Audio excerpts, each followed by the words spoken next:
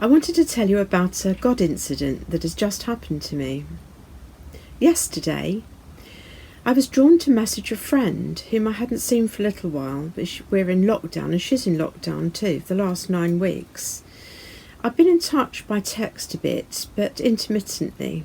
I had the strongest feeling that I needed to message her.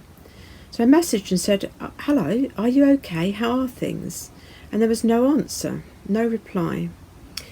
The feeling became ever stronger, so I settled down to pray for her from a distance, praying to God that she was okay and that everything was all right with her, and asking him to hold her in his protection. I don't know why I felt the need to do that, but I did. Very shortly afterwards, she sent me a text to tell me that she was in A&E in the local hospital with bad stomach pains and vomiting.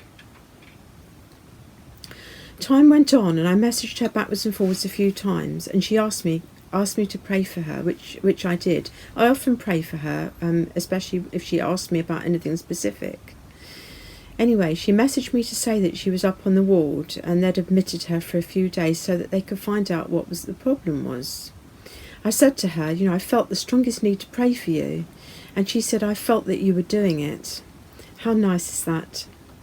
Anyway, shortly after that, it was coming up to time for the local church near where I live, not the one that I go to regularly on a Sunday, but another one I'm connected with, to have their morning prayer session. It was the next day. And I thought to myself, I'm sure that's something that my friend would feel great benefit from. And I didn't know whether she knew about it, had remembered about it, so I thought, I think I'll just message her. So I messaged her and said, don't forget, if you want to, you can log in on Facebook Live and listen to morning prayer.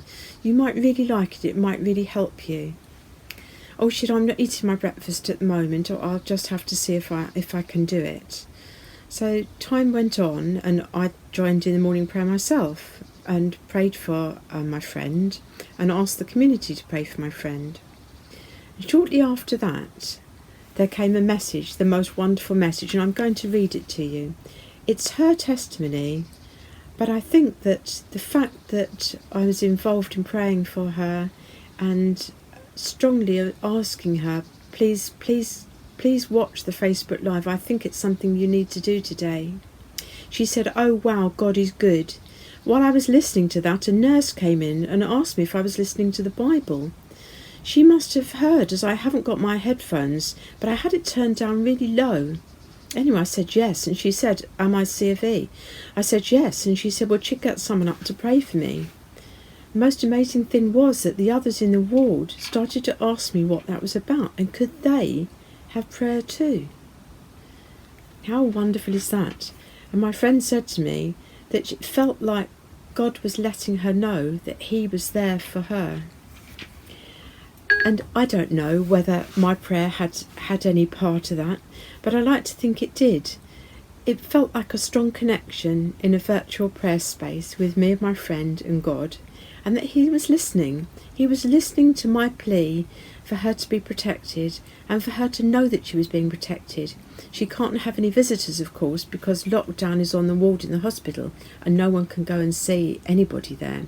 So it was just a way of her knowing that she was held, that she was loved, that God knew she was there and he was protecting and looking after her.